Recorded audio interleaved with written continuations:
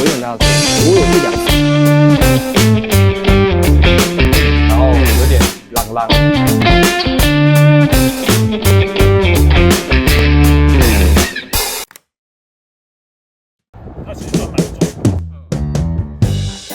一位设计师，一台巡航老 B&W。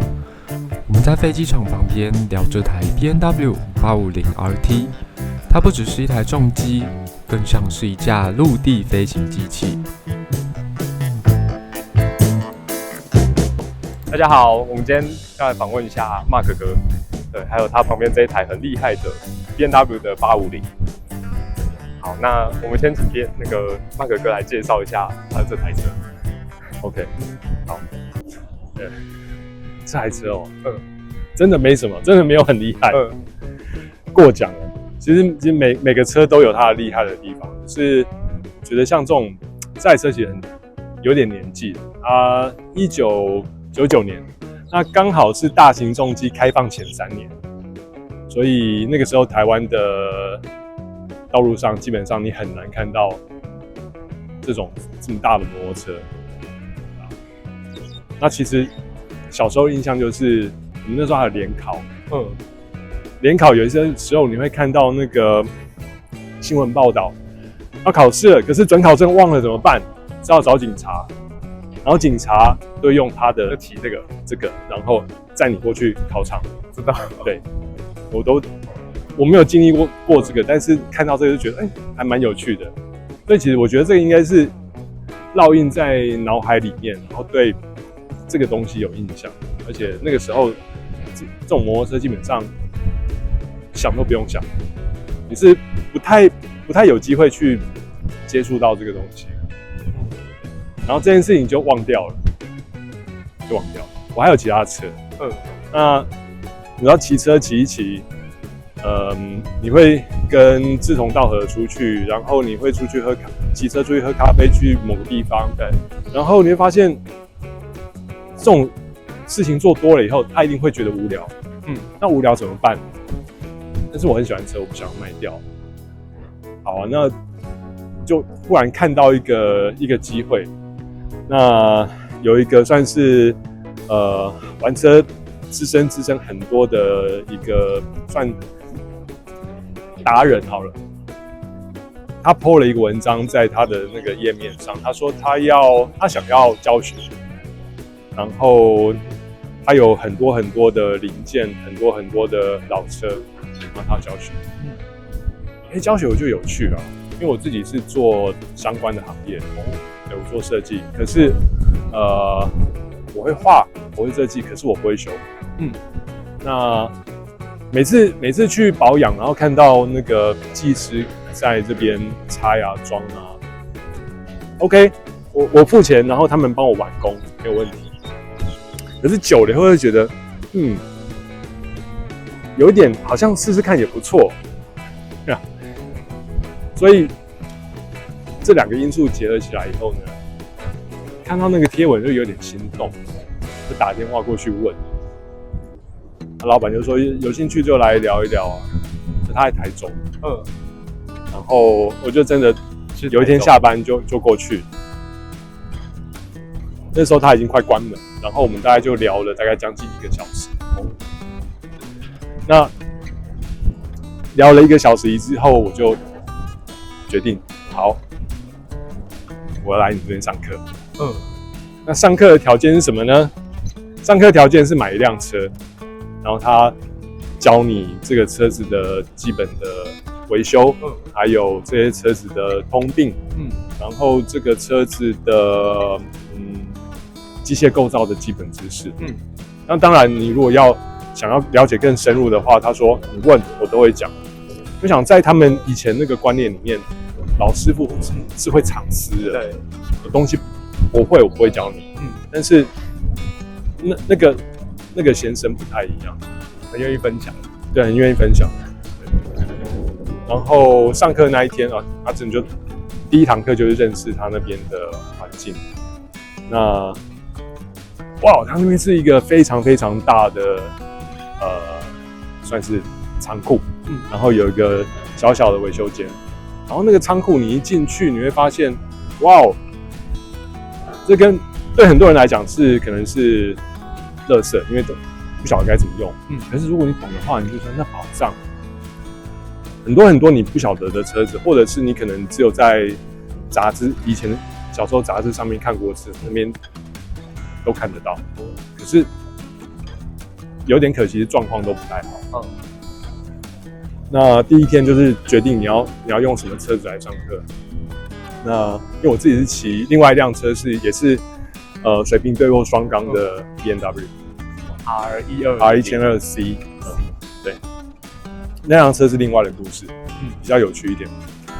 然后那个车子呢，它跟现在车比起来，它简单很多，没有水冷，只有机油，然后还有电，相对来讲构造很简单，对，比较简单，所以 OK， 好像聊一聊，觉得从这个方向开始切入会比较简单一点。然后那个老板他就指了指那边那几台，这边都可以啊，有贵的有便宜的啊。然后我想说，既然要上课，然后车子到最后都是要修嘛，对，我跟他说，我最便宜的就好。然后他就签了这台。那时候买多少钱？我举另外一个例子，好，因为像骑这种比较不常见的车子到外面啊，对，很有趣哦。台湾人真的非常友善，他看到你会来搭讪，对，然后很多人搭讪还会帮你估价，你在车无俗哦，爱偌济，爱50万不？我讲免50万，可能大概少一个零都还不太过分，真的吗？对，不到10万块。但那时候还没有整理，其实也没什么整理，外观没有什么整理，我想说50万你要买我8折卖你，然后所以不同温层的对这种东西，他们的其实那个资讯的落差比较大，当然我们不会这样坑他，对啊，会停啊。对，这么大的车还是要缴停车费。对，所以这个车现在算是非常冷门的车子。所以它的二手车的价值基本上不高，但是要买也买不到了。其实买得到，还找得到，因为其实那个时候因为是台湾的交通大队都用这款车，所以它的那车口数其实蛮多的。可是因为将近30年下来，对，车况好留下来的开始一定会越来越少。因为这种车子，其实维护保养是决定一个车子好不好一个很大的原因。车况，对。那维护保养这件事情，从我身为一个那个设计或者是研发的角色来说，你再怎么懂，你不会有原厂的工程师要来得懂。对，可是你没有办法去问到原厂工程师，你不晓得他们在哪里。那唯一他们留下来的东西就是维修手册。维修手册。对，所以在上课的时候，基本上我们的教材就是维修手册。然后上完课以后，维修手册也变成是我会一直去翻、一直去读的东西。因为那里面就基本上就记载了这个车从设计之初的一些基本的设定，那还有当然包含它的里面的构造，所以基本上只要照着维修手册上面的标准程序的话，他们都说这个车其实跟 Toyota 一样。真的哦？对，骑不坏。还真的骑不坏，很难把它骑坏。可是如果你没有照它的标准流程去维护的保养的话，当然它一定会挂在路边铺路给你看。因为大家对欧洲车的印象都比较需要维修啊。我们离那边比较远吧，所以我举个例子好了，修车都一定要有工具。可是有些工具是他们叫做特殊工具，例如说某个品牌它才有的工具。可是如果这个品牌它的车子例如说在台湾这边数量不多，我们在修的时候碰到一个东西要拆，我没有特殊工具拆不下来。那这时候技师可能会想办法用其他的偏方去帮你拆下来。那这个过程里面，它可能就会有问题，可能会伤到其他的东西，或者是产生一些潜在的风险。那久了以后，这个风险就会导致车子故障失效。所以麦克哥拥有这台车，这样大概几年？还不到1年，还不到1年，不到1年。所以那个工作室现在还有那个上课的，有啊，那个他还那个我就教他录歌啊，他都还有在教学生，因为我觉得他现在已经开始把他的那个志向开始转到那个维修的教育训练上。我觉得这是超棒的。这如果一般人有兴趣，也都可以去，对，也都可以去。那这样我听得蛮有兴趣的。对啊，其实对，因为这个是像我们坐办公室，一般人叫做白领。可是我去那边上他的课，然后整天在那边流汗，然后用工具，其实很有成就感。对，当然你说学的好不好，以我现在年纪，我绝对修不赢年轻人。但是这过程很快乐。那我也不希望我能够变成是修车的那个很厉害，我不需要，因为比我厉害太多。但是我觉得重点是，我会更了解这个车子里面的东西。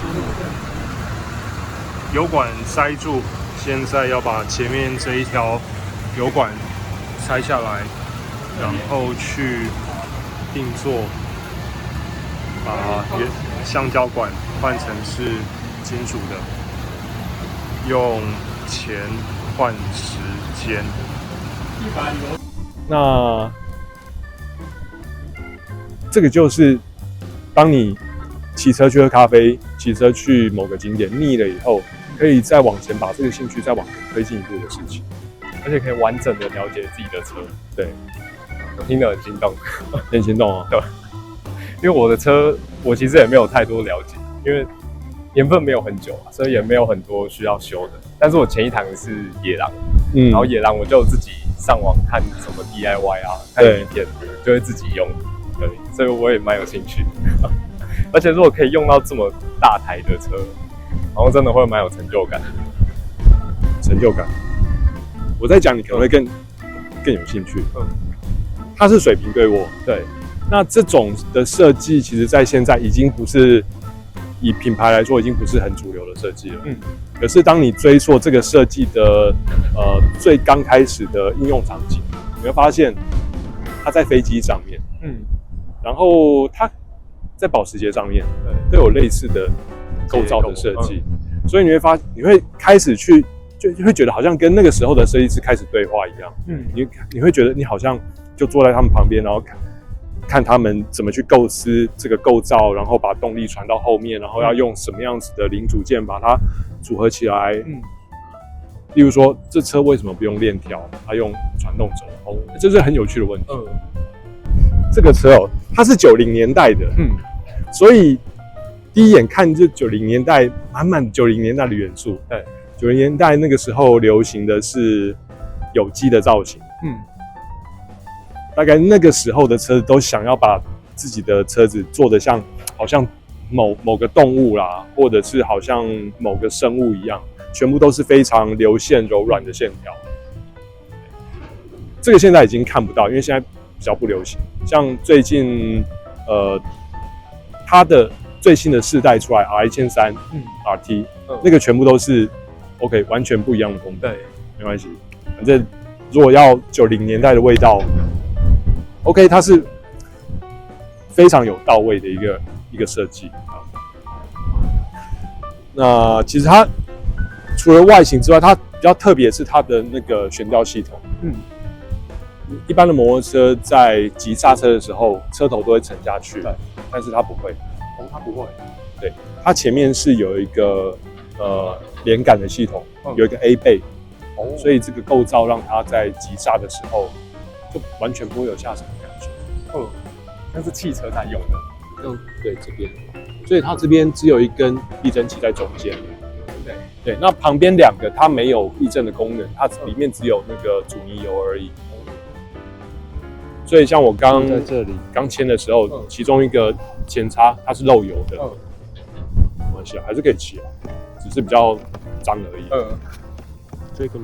然后这个系列是它的 B&W 里面的算是比较可以长途旅行的设定，所以它的前面的挡风罩会做的比较多一点，所以在骑快的时候，如果下雨，其实身体不太会湿。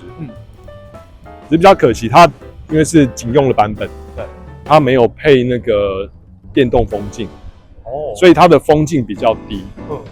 所以骑兵的时候，我会把头稍微埋进去。可是埋进去的那个感觉，就觉得啊，好像在开飞机一样。真的哦。